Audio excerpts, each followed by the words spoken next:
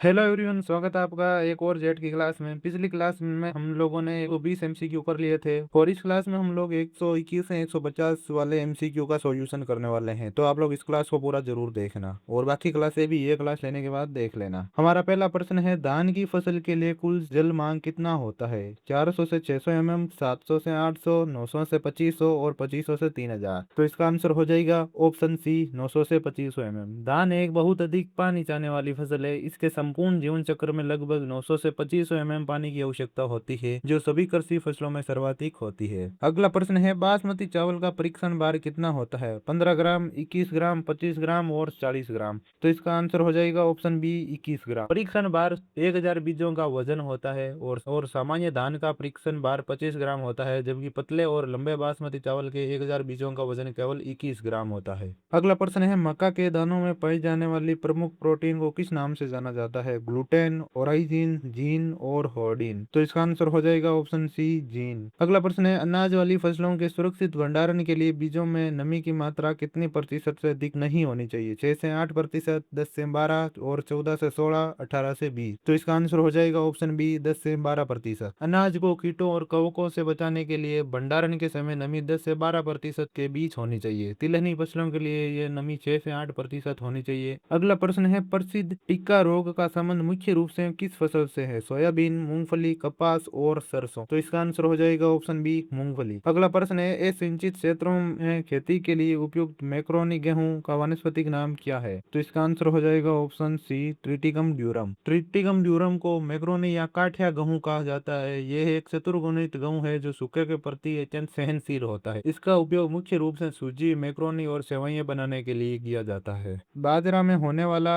अर्गेट रोग या चेपा रोग किसके द्वारा फैलता है? जीवाणु, विषाणु, कवक और माइकोप्लाज्मा। तो इसका आंसर हो जाएगा ऑप्शन सी, कवक। अगला प्रश्न है, सफेद लट भारत में मुख्य रूप से किस फसल का एक भयंकर बहुपक्षी कीट है? सरसों, मूंगफली, धान और चना। तो इसका आंसर हो जाएगा ऑप्शन बी, मूंगफली। सफेद लट राजस्थान और गुजरात में मूंगफली का सबसे विनाशकारी कीट है। इसकी सुंडी अंग्रेजी के सी आकार की होती है, जो जमीन के अंदर रहकर पौधों की जड़ों को काट देती है। अगला प्रश्न है, सूरजमुखी का तेल हृदय रोगियों के लिए सबसे अच्छा माना जाता है क्योंकि इसमें प्रचुर मात्रा में पाया जाता है। ओलिक अम्ल, ऑप्शन बी लिनोलिक अम्ल, ऑप्शन सी इरुसिक अम्ल, ऑप्शन डी स्टेरिक अम्ल। तो इसका आंसर हो जाएगा ऑप्शन बी, लिनोलिक अम्ल। सूरजमुखी के तेल में लगभग 68% लिनोलिक अम्ल पाया जाता है। ये रक्त में कोलेस्ट्रॉल की मात्रा को कम करता है, इसलिए इसे हृदय रोगियों के लिए सबसे सुरक्षित माना जाता है। अगला प्रश्न है, VAM एक जैव उर्वरक है जो पौधों को मुख्य रूप से किस पोषक तत्व की उपलब्धता को बढ़ाता है? नाइट्रोजन, फास्फोरस, पोटास और सल्फर। तो इसका आंसर हो जाएगा ऑप्शन बी, फास्फोरस। VAM एक प्रकार का कवक है जो उच्च श्रेणी के पौधों की जड़ों के साथ सहजीवी संबंध बनाता है। यह कवक मिट्टी में अघुलनशील फास्फोरस को घोलकर पौधों की जड़ों तक पहुंचाने का कार्य करता है। अगला प्रश्न है, विश्व में व्यावसायिक रूप से विकसित किया गया प्रथम जैव शाकनाशी कौन सा है? तो इसका आंसर हो जाएगा ऑप्शन सी, डिवाइन। अगला प्रश्न है, सरसों के प्रति हेक्टेयर सामान्य बीज दर कितनी रखी जाती है? 1 से 2 किलोग्राम, 4 से 5, 8 से 10 और 12 से 15। इसका आंसर हो जाएगा ऑप्शन बी, 4 से 5 केजी। सरसों के बीज बहुत छोटे होते हैं, इसलिए 1 हेक्टेयर क्षेत्र की बुआई के लिए मात्र 4 से 5 केजी बीज ही पर्याप्त होते हैं।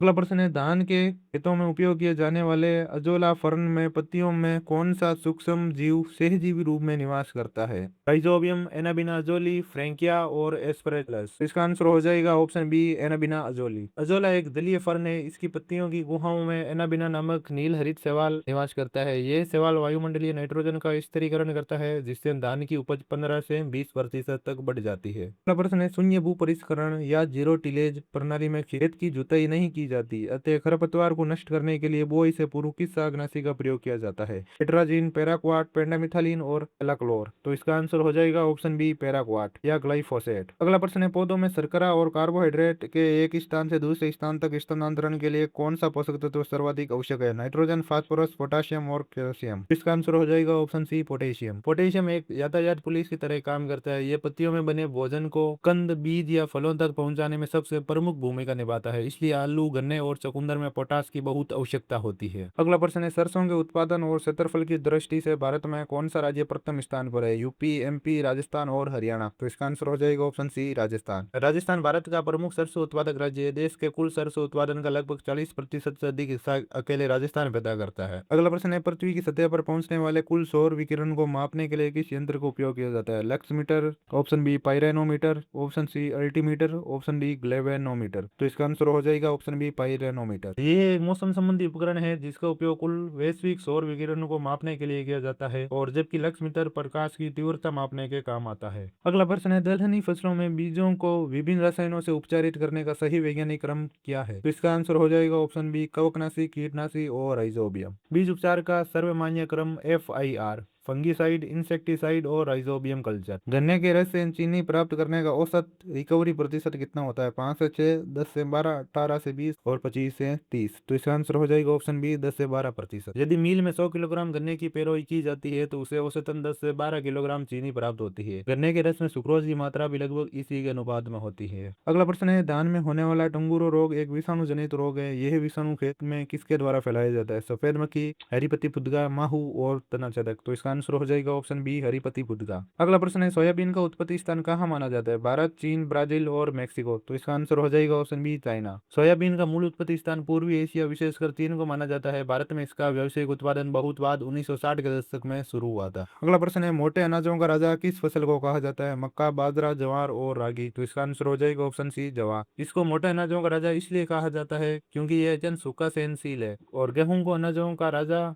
और मक्का को अनाजों की रानी कहा जाता है। अगला प्रश्न है, मूंग का सही वानस्पतिक नाम क्या है? विग्ना मूंगो, विग्ना रेडिएटा, टिसर एरेटिनम, ऑप्शन डी केजनस केजान। इसका आंसर हो जाएगा ऑप्शन बी विग्ना रेडिएटा। मूंग का वानस्पतिक नाम विग्ना रेडिएटा है। अक्सर छात्र विग्ना मूंगो पर टिक कर देते हैं, जो कि उड़द का वानस्पतिक नाम है। हमारा अगला प्रश्न है, उगटा रोग जो फ्यूजेरियम नामक कवक से फैलता है मुख्य रूप से किस दलहनी फसल को सर्वाधिक नुकसान पहुंचाता है? मूंग, उड़द, चना और मोठ। इसका आंसर हो जाएगा ऑप्शन सी चना। अगला प्रश्न है, भारत में कुल उपयोग होने वाले कीटनाशकों का सर्वाधिक प्रतिशत किस फसल पर छिड़का जाता है? धान, गन्ना, कपास और टमाटर। तो इसका आंसर हो जाएगा ऑप्शन सी कपास। भारत में बिकने वाले कुल कीटनाशकों का लगभग 40 से 50% हिस्सा केवल कपास की फसल में लगने वाले कीटों मारने में इस्तेमाल होता है। अगला प्रश्न है, वरुणा निम्नलिखित में से किस फसल की एक अत्यंत लोकप्रिय उन्नत किस्म है? चना, गेहूं, सरसों और जौ। इसका आंसर हो जाएगा ऑप्शन सी सरसों। अगला प्रश्न है, चारे वाली फसल बरसीम के बीजों में मिलावट करने या नकल करने के लिए अक्सर किस खरपतवार के बीजों का प्रयोग किया जाता है? सत्यानाशी, कासनी, प्याजी और अमरबेल। तो इसका आंसर हो जाएगा ऑप्शन बी कासनी। बरसीम का एक मुख्य आपत्तिजनक खरपतवार कासनी है। इसके बीज आकार, रंग और वजन में बिल्कुल बरसीम के बीजों जैसा ही होता है। अगला प्रश्न है, मृदा में उपस्थित कार्बनिक पदार्थों में से किसका धनायन विनिमय क्षमता सर्वाधिक होती है? क्ले, सिल्ट, ह्यूमस और बालू। तो इसका आंसर हो जाएगा ऑप्शन सी ह्यूमस। अगला प्रश्न है, यदि किसी किसान ने अपने खेत में गेहूं बोया है और उसमें गलती से पिछले वर्ष के जौ के पौधे उग जाते हैं, तो उन जौ के पौधों को किस प्रकार का खरपतवार कहा जाएगा? ऑप्शन ए निरपेक्ष खरपतवार, ऑप्शन बी सापेक्ष खरपतवार, ऑप्शन सी नकलची खरपतवार, ऑप्शन डी अवांछित खरपतवार। तो इसका आंसर हो जाएगा ऑप्शन बी सापेक्ष खरपतवार। अगला प्रश्न है, गेहूं का प्रमुख नकलची खरपतवार गुली डंडा किस कुल का पौधा है? तो इसका आंसर हो जाएगा ऑप्शन सी पोएसी या ग्रेमिनी। आज की क्लास में बस इतना ही। अगर आपको क्लास अच्छी लगी तो लाइक कर देना, और अभी तक हमारे चैनल को सब्सक्राइब नहीं किया तो चैनल को सब्सक्राइब भी कर देना। हम लोग 1000 MCQ करवाने वाले हैं, तो आपके सपोर्ट की बहुत जरूरत है। Thanks for watching.